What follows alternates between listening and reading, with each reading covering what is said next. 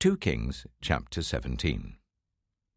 In the 12th year of Ahaz king of Judah, Hoshea son of Elah became king of Israel in Samaria, and he reigned for 9 years. He did evil in the eyes of the Lord, but not like the kings of Israel who preceded him. Shalmaneser king of Assyria came up to attack Hoshea, who had been Shalmaneser's vassal and had paid him tribute.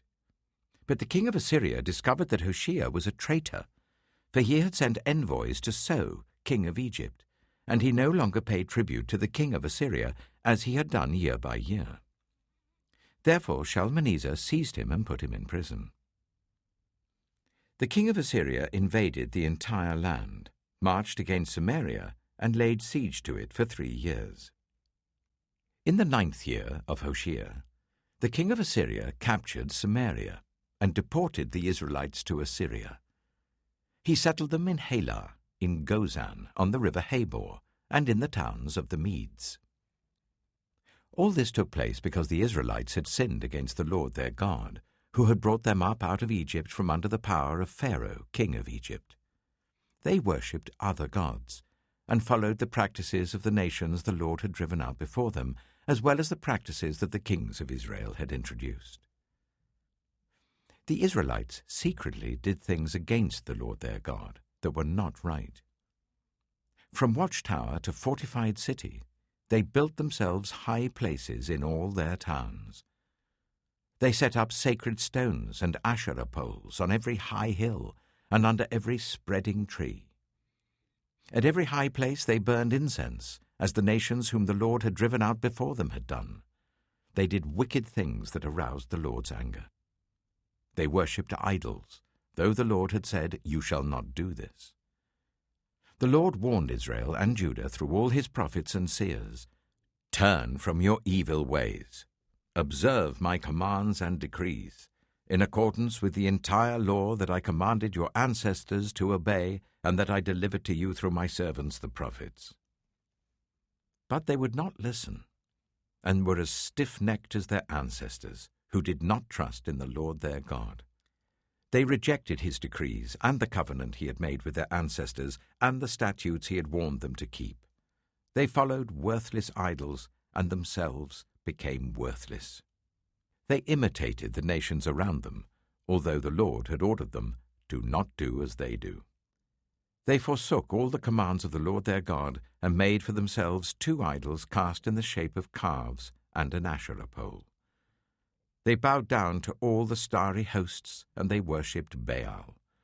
They sacrificed their sons and daughters in the fire. They practiced divination and sought omens and sold themselves to do evil in the eyes of the Lord, arousing his anger.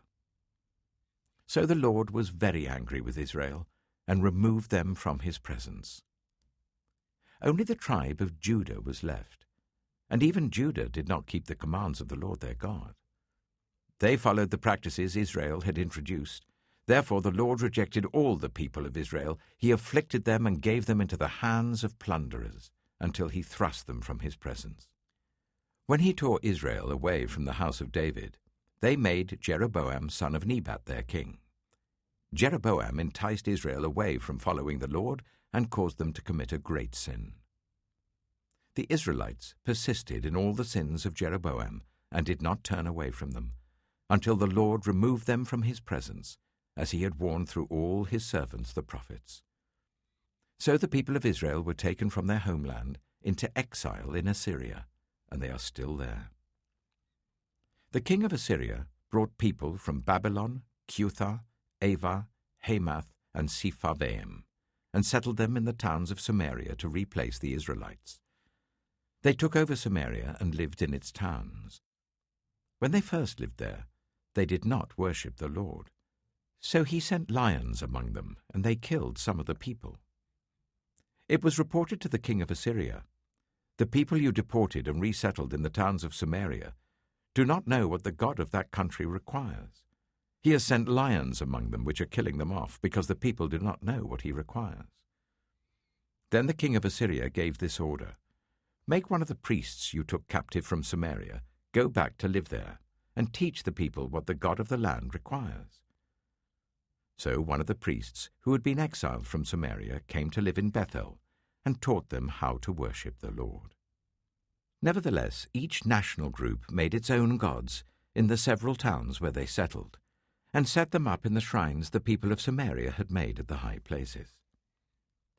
The people from Babylon made Succoth-Benoth, those from Cutha made Nergal, and those from Hamath made Ashima. The Avites made Nibaz and Tartak, and the Sepharvites burned their children in the fire as sacrifices to Adramelech and Anamelech, the gods of Sepharvaim. They worshipped the Lord, but they also appointed all sorts of their own people to officiate for them as priests in the shrines at the high places. They worshipped the Lord, but they also served their own gods in accordance with the customs of the nations from which they had been brought. To this day they persist in their former practices. They neither worship the Lord nor adhere to the decrees and regulations, the laws and commands that the Lord gave the descendants of Jacob, whom he named Israel. When the Lord made a covenant with the Israelites, he commanded them, "Do not worship any other gods, or bow down to them, serve them, or sacrifice to them. But the Lord who brought you up out of Egypt with mighty power and outstretched arm is the one you must worship. To him you shall bow down, and to him offer sacrifices. You must always be careful to keep the decrees and regulations, the laws and commands he wrote for you. Do not worship other gods. Do not forget the covenant I have made with you, and do not worship other gods. Rather, worship the Lord your God. It is he who will deliver you from the hand of all your enemies." They would not listen, however, but persisted in their former practices. Even while these people were worshipping the Lord, they were serving their idols. To this day, their children and grandchildren continue to do as their ancestors did.